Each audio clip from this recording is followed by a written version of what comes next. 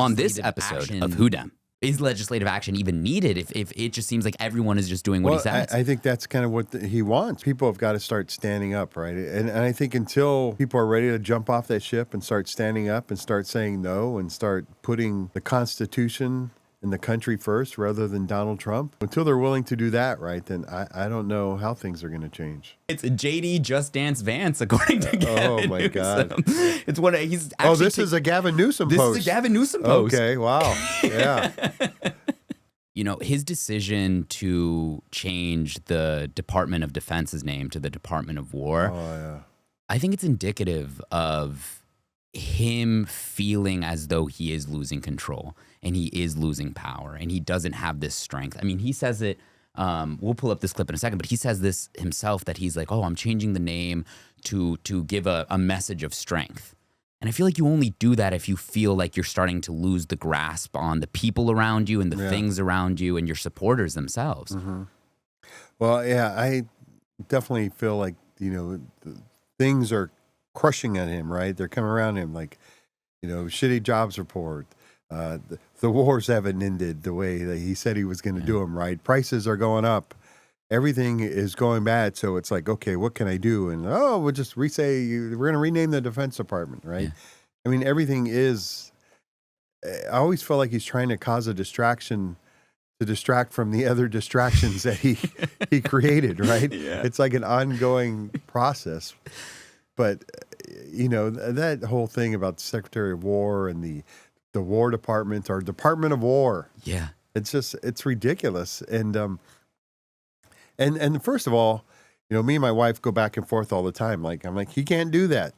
And she's like, well, he just did. Yeah. I'm like, but he can't. He does not have the authority to just go and change the name.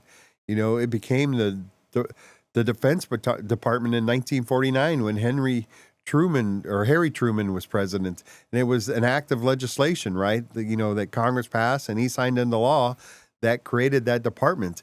And this is the ongoing thing that, if he had a normal administration with people who had the best interests of the country, around him, instead of Donald Trump's interest, they would tell him that you can't do this, right? You do not govern by executive order.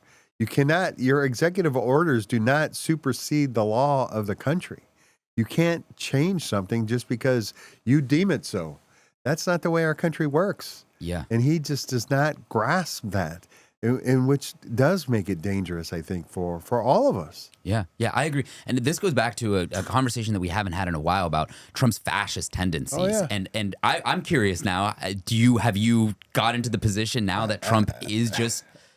I don't know what he is, but he's not he doesn't act like a president, right? And so, he thinks he's a dictator. He thinks he's a king or whatever, right? The fact that he says, like, well, I'm the president of the United States, so I can just do it. Yeah. Like, no, you can't. No. Right? No. You can't. You can't. And my concern is that it's gone beyond, a fascist takeover, and it's getting totalitarian in nature with what he's wanting to do with Venezuela, with setting up. I don't know if you saw this, but they were practicing drills for invading Venezuela off the coast of Puerto Rico. What's going on? Like these are escalatory actions that. Well, I mean, just the whole department, changing the name, right? Our military is there to defend the nation, right? That was the mentality that after 2 world wars, that Harry Truman wanted to project, right? Is that our military is there to defend and protect the nation. And that's what it's there for. When you say, well, we're going to go, basically you're saying we're going to go on the offensive and now we're going to be the aggressor and we're going to go and attack. Yeah. That is not what we are about. That's not what our country's ever been about, right? Every time we've had a war, we entered a war, it was because we've been on the defensive, right? We're responding to actions that were being, towards aggressors, towards our country. Going back to the War of 1812. Now you're saying you want to take that aggressive nature position, right? And that's not right? Look, I love my country. I love the United States. I love being an American, and there's no other place I would have rather have lived. But, as much as manifest destiny helped create the country that we are today, you can't argue or say that it was like, a great thing and it didn't hurt people. And is that what you're trying to do now? And now we're going to go, you want to take over Gaza so you can turn it into a resort and have Trump hotels all over the place? What do you want to do with Venezuela, right? I don't think it's about kind of entering the drug trade, because that's not even one of the biggest countries that's kind of bringing drugs into the country. Oh, yeah. Right. So what's your plan there? Is it to go after the oil? Seems like it. And what resorts do you want to have there? Yeah. Or there was, God, I can't even remember who it was. One of the late night guys, or maybe it was, or somebody was talking about Trump sees them as a threat because, when it comes to Miss Universe titles, the United States has 8, Venezuela has 7, and they're knocking at the door right there, right? So he has to do something about that in order to prevent them from catching up. Yeah, and you know what? The saddest thing I think about that is that with him it would be something that petty. Yeah. Where it's something that small.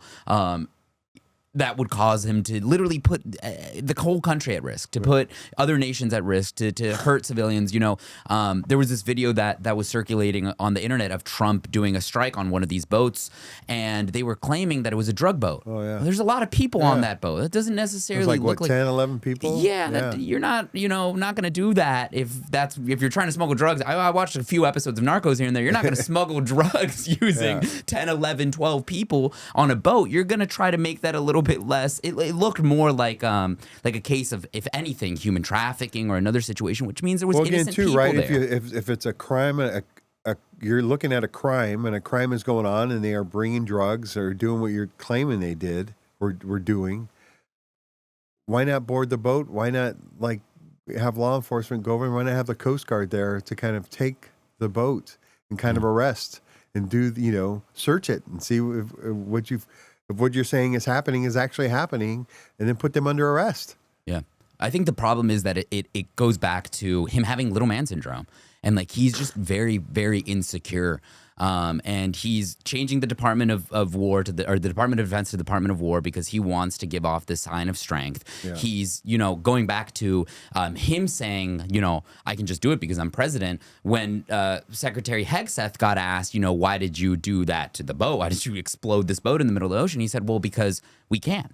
Yeah. And didn't offer any further explanation. So this mentality of I have a title, therefore I can do, is starting to trickle down to the other positions of the administration. Well, there's a lot that we can do, right? We can fire off a nuclear missile there to strike Russia right now if we wanted to, but that's not the right thing to do. No. So we don't do it. Yeah. Unless, I guess, Donald Trump wakes up one day and no one around him tells him no. And I think that's the level of concern as well, where we saw this happen with the Republican Party after 2020, and I think it was a critical moment for the Republican Party. Are you going to capitulate to, at that point, the former president of the United States and go alongside his lies, or is the party going to move on? And is the party going to, go back to norms, if you will, start to act like the Republican Party of the Bush era, of the Reagan era? And they emphatically, seemingly said no, that they were going to stick by Donald Trump. And when you are dealing with a narcissist like Donald Trump, at a certain point, saying yes to everything puts you in a position where you can no longer say no once your line has been drawn. And I feel like everyone's okay with Trump crossing their own personal, moral, ethical lines if they even had any in the first place to begin with. Well, I mean, how many people have changed, right? Didn't Mace change her thoughts on Trump? Valadeo, his thoughts on Trump, right? JD Vance. They've all, right, because they saw oh, wait, this is the way it's going. Oh, okay, yeah, we love Trump now. Yeah. It's great, Yeah, we had this conversation last time too, but it's this capitulation to power. Well, it is, right, and the real dangerous thing, right, is coming 2028, right? You do have an election, and if he doesn't win, or whoever the Republican is doesn't win, what's going to happen next time, right? We already saw what happened in 2021, January 6th. What's it going to be next time, right? Are they even going to allow it, the results to kind of sit? Yeah, I mean that's the dangerous thing, right? It's like everything. If they lose, it's a hoax. If they win, it was the greatest victory of all time. Yeah. Except it was, and the reports that are coming out saying that it wasn't a blowout victory are all fake, and the polls show that he won by 90%. I mean, just the level of comfort that they've gotten. It goes back to the Mike Johnson thing and saying that he's an FBI informant. When you get so used to lying all the time, you don't even notice that you're lying anymore. And they're doing this with like polls now saying Trump is the most, favorable president of all time. And the White House is starting to tweet these things, that he has a 55% approval rating. Yeah. At a certain point, it becomes so hard, going back to what you're saying with like, he can't do that. It's illegal. He starts to muddy the water for the American people so much that I think a lot of us start to have a misunderstanding of like, what is legal, what isn't legal. If Hegseth is going to walk around everywhere and refer to himself as the Secretary of War, if in every conference, if the department is now titled the Department of War, at what point, is legislative action even needed if it just seems like everyone is just doing what he says? I think that's kind of what he wants, right? He's not really pushing Congress to he doesn't have a legislative agenda as far as like, hey, this is what we need to do, other than the one big ugly bill, right? Which we know is already kind of, hurting things, right? His tariffs. I mean, we all saw the jobs report, right? This is like the lowest, right? We now have more people looking for jobs than there are jobs out there. Yeah, which scares me. Going into my senior year, looking to graduate, it's like it's going to trickle down for the next generations too. And I think that it is a big part of Trump's ambition to kind of hurt the next generation, to make them dependent on the jobs that his administration is offering, and make the next generation also capitulate. It's why he's attacking universities as well. I don't really think he cares, right? I just think he wants everyone to bend to his will and to, I mean, what his goal in this, right? The biggest goal of all is for him to enrich his family. What? They've already made like $5 billion. Just in the last 8 months he's been president. Yeah. I mean, that's really what it's all about. I mean, that's what I think it's all about. Yeah. Beyond that, I don't really think he cares much about anything else. Time for a quick message from our sponsors. This episode of Who Dem is brought to you by Elect Dems Now. We all know that podcasts are the future. They give us the chance to connect with our elected officials like never before. That's why Elect Dems Now is committed to helping voters engage with the people who represent us. Supporting organizations that bring us closer to our elected officials is crucial to advancing and advocating for the change we want to see. Whether it's $5 or $50, every donation to Elect Dems Now helps shape our future and ensures a country we can all be proud of. Your support sends a clear message to candidates and elected officials. Connecting with you means connecting with America. To contribute and make a difference, visit electdemsnow.org today. Your donation helps build a world where we are all connected. Paid for by Elect Dems Now, electdemsnow.org. Not authorized by any candidate or candidates committee. Until Republicans, get the backbone in Congress and say like, hey, we need to start standing up against this guy. He's gonna do whatever he wants. Yeah, yeah. There was this funny clip or this funny picture that I saw with reference to. Let's go to the POV Hegseth with the DOD name change. I made this joke a couple times, but I thought that this was pretty humorous in terms of Pete Hegseth showing up to work after they've changed the name to a Secretary of War from Secretary of Defense. Yeah. A little bit blurry walking into his office. But I mean, it's all just, I feel like, falling apart for Trump at this very moment. And I think that the more that he feels like the things around him are starting to crumble, the more that he tries to get control by doing silly things like this. I don't know if it's falling apart around him, right? Because nobody is, again, until people start standing up to him, and saying, no, you can't do this, you can't do that, maybe you shouldn't do that. Not even a maybe, how about some maybes? Start with some maybes. Maybe that's not the best thing to do right now. Until that starts happening, I mean, he's just going to keep doing what he wants, right? And again, right, as long as his pockets are being filled, how does he see it as bad, right? He's never ever going to see it bad. We know that, right? No matter what he does, it's going to be the greatest thing in the world, right? You know, what was it? What was that? Rule number 2? Yeah. Like, you know, even when you fail, like, say you win. Say you win. Yeah. Yeah. It's never going to be a loss for him in his mind. Yeah. I mean, it's gotten so sunk in now that it's like, it's just, even when he sees something negative, it's never negative, right? Because he doesn't see it that way. It's always win, win, win, win, win. And it's almost like it's taken over his personality so that, you know, even defeats are losses. So that he comes, you know, I still, you know, after the 2018 elections, right, the midterm elections, he actually had the audacity to go up to the podium and talk about how it was like the greatest victory for Republicans ever. They just lost the House. Yeah. You know, but that's how it is.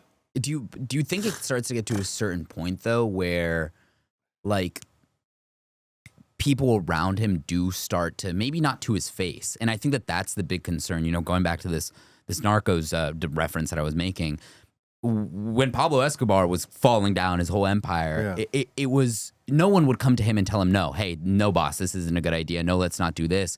But sooner or later, you know, someone around you says, hey, the only way that I'm going to survive is by leaking information to this guy and hoping that he protects me, or, you know, or going in this direction, going behind your back and hoping that I don't get caught, because either I follow you and I sink with the ship, or I jump off the ship and hope that I can swim and find some land. Do you think that it could get to that point? Because we're only 8 months in. That's another thing. I mean, we'll wait and see, right? I think people have got to start standing up, right? And I think until people are ready to jump off that ship and start standing up and start saying no and start putting the Constitution and the country first rather than Donald Trump, you know, until they're willing to do that, right, then I don't know how things are going to change. Donald Trump. Last month, the president deployed troops to the city, stating a crackdown on crime. He also put the police department under federal control. Also on Saturday, Trump takes to social media, warning of increased deportations in Chicago. I love the smell of deportations in the morning. Chicago about to find out why it's called the Department of War, he wrote. On Friday, Trump changed the name of the Department of Defense to the Department of War. I think it's a much more appropriate name, especially in light of where the world is right now.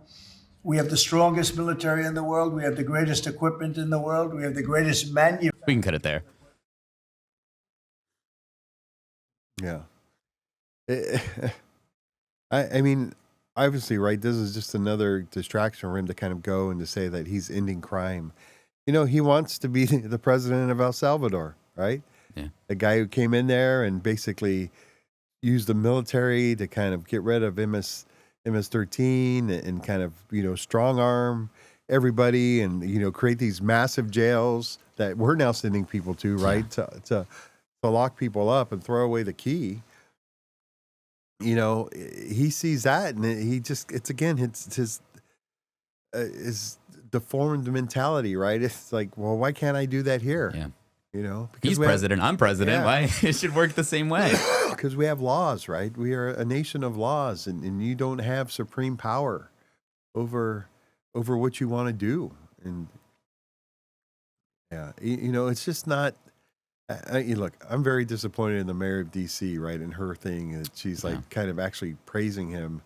I don't know if she's trying to follow that same playbook, like as the world leaders, the business leader, everybody else, like, well, you get what you want by praising him. But, you know, 2-3 weeks do not make a large enough scale to kind of see how things are going and how things are performing, right? And people are probably going to take this the wrong way, but I'm going to say it anyway. But if I had a choice between living in a police state or a little crime, I'll take the crime. Sure. Yeah. Yeah, I mean, and I don't think anyone should take that the wrong way. Our founders believed that. You know, it was Benjamin Franklin who talked about, you know, it's better to let one innocent man go free, one guilty. Yeah, one guilty man go free than 10 innocent men go to prison. Yeah. It's the same principle here, and it's very unfortunate that we've now got into a situation where we're willing to sacrifice a little bit of security, or some basic liberties, as he says, for some security, and those people who are willing to sacrifice liberty for security deserve neither. And I don't think people are, right? And I think, like, you know, we saw it in Los Angeles. I mean, you see it like right there in that video there where people were out in the streets protesting, right? But people don't want that, right? People don't want the military, the National Guard, out on their streets, patrolling the streets, right? I mean, obviously, if you put, and look, I'm all for more cops. I'm all for more law enforcement to kind of do that. And that's actually what people want and support. Yeah. Right? You know, a police force that's going to work with them and kind of keep the streets safe. All for that. Sure. You know, and when you do this, right, when you got here in D.C., and now obviously you're taking your FBI agents off cases, you're taking DEA agents off cases, and you're putting them out there to walk the streets now, of course. Yeah. You know, that's, you know, crime's going to go down because there's, you know, a show of force out there. But, you know, it's not sustainable.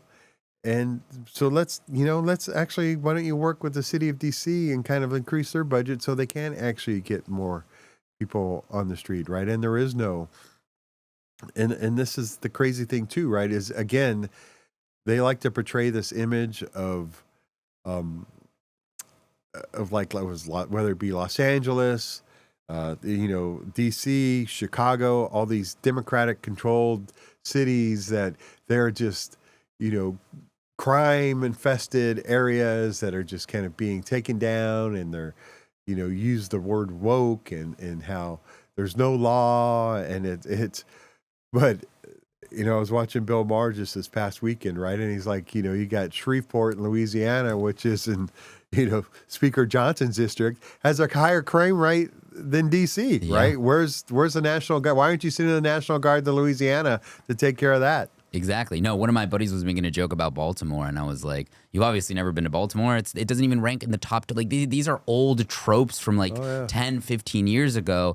When you're looking at the most dangerous, you know, states or most dangerous cities, Memphis is up there. It's in a Republican area or in a Republican state. You know, you just have so many of these, and I've said it before, where it's every single thing that they say is a projection. It's something that they are actually dealing with. It's an issue that they're actually dealing with, and they're trying to project it as a Democrat issue, a woke issue, so that they can run away from the problems in their own districts, in the case of Mike Johnson. Mm-hmm. Yeah. You know, it's just, this is what we come to, right? It's the facts. I mean, we should have known this from the first administration, right? Alternative facts, right? Alternative facts. And actually, whatever happened to her? Like, is she kind of got so disgusted that she's not even out there defending Trump anymore? Which one was Alternative Facts? There's so many of these. I can't even think of her name. Was that Kelly? No, that was Kellyanne Conway? Yeah. Kellyanne Whatever happened to her? I have no clue. I mean, she got to the point of disgust where, like, again, where we're not even seeing her anymore. But I don't know what she is doing at this point. Let's see. What's Kellyanne Conway? The first administration, she was on TV all the time defending everything about him. Yeah, I haven't seen her anywhere lately. She's a pollster now. I know she's married. I think she's married to like a Democrat or something. No, she's not a Democrat, but the guy who started and actually I think they're divorced. The Lincoln Project? Yeah, the Lincoln Project. I think they're divorced now. That would make sense. Yeah, but you know, they were married, and then their daughter was like spoken out against her and everything too. Oh, apparently she's still in Trump's inner circle. Well, marijuana rescheduling. I mean, that's actually okay. I'm not so. That's actually kind of a good issue, right? That they should be working on. Yeah. But she's not defending it. What I'm saying is she's not defending in any of the craziness right now, right? Yeah. She's not out there talking about National Guards, you know, in our cities. She's not out there talking about, you know, why we need to change the Department of War. Yeah. You know, she's not around like she was before. And it's funny to think, too, because she was one of the crazier ones in the first administration as well. Yeah. She was one of the ones stirring up more drama. Well, as we wrap up here, I wanted to show you this clip because I think that we'll go to 11 because I think this is hilarious and this goes back to what Gavin Newsom has been doing as well. I just thought this was so like actual like contributing to the conversation. Is this another one of those JD Vance pictures? That's not really him. Yeah.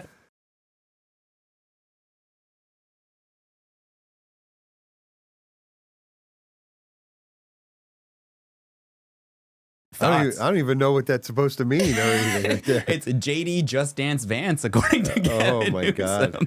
It's what he's actually this is a Gavin Newsom post. This is a Gavin Newsom post. Okay, wow. Yeah. I didn't see this one. I saw the one, you know, they had the fake Melania. What is it? Was it Vanity Fair? Yeah. Yeah.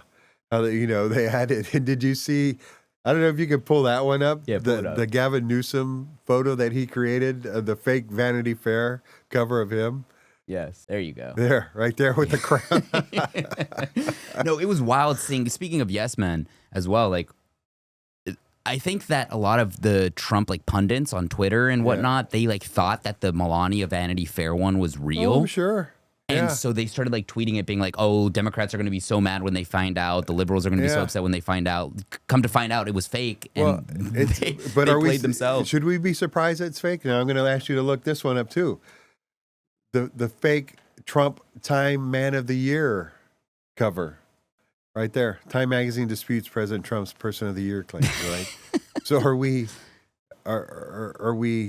surprised that they would make a fake Vanity Fair issue right there? No. I mean, no. At this point, nothing is. I don't think that there's anything that they could do that I would like wake up and be surprised by. I've said this the other day too, where it's like the Onion articles now seem like more realistic than the real articles. I know. Yeah.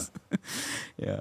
Well, on that note, thank you so much for joining us back on another episode of the podcast. Is there anything that you want your constituents to be aware of as more stories are developing? Well, look. Proposition 50 in California, right? It's the big thing that's going on right now. We need people to get out and support that to make sure that they know what it's about. And again, don't listen to the lies about how this is ending the independent, coalition or that decides and redraws the things. That'll be back. This is a temporary thing that is being done to confront and both Texas and the Trump administration. The president should not be able to go to any state and say, "Hey, I need more Republican seats. Give me 5 more Republican seats in your state." That's not the way our system works, right? So we're going to react to that, right? And that's what this is about. And we still actually made sure that we maintained, the Voting Rights Act was still taken into consideration. We just didn't redraw, districts to kind of make them more democratic, right? Everything kind of stayed in place. And actually, to that end, right, actually, young Kim actually ended up with a more Republican seat, right? During this whole evolution. So it is, we need people to get out and support this and to understand and really kind of do their research and find out about what it is and not listen to the Republican pundits out there who are ready to go on the attack. And you even hear Trump talking about how he's going to sue California over this. But yet, okay, why is it okay for Texas to do it, but not California? Yeah. Right? Because they're Republican and we're Democratic. That's why. Yeah, exactly. Absolutely. Well, on that note, again, thank you so much. Proposition 50, everyone needs to have on their radar coming up this November. Right. Thank you so much. Thank you. All right.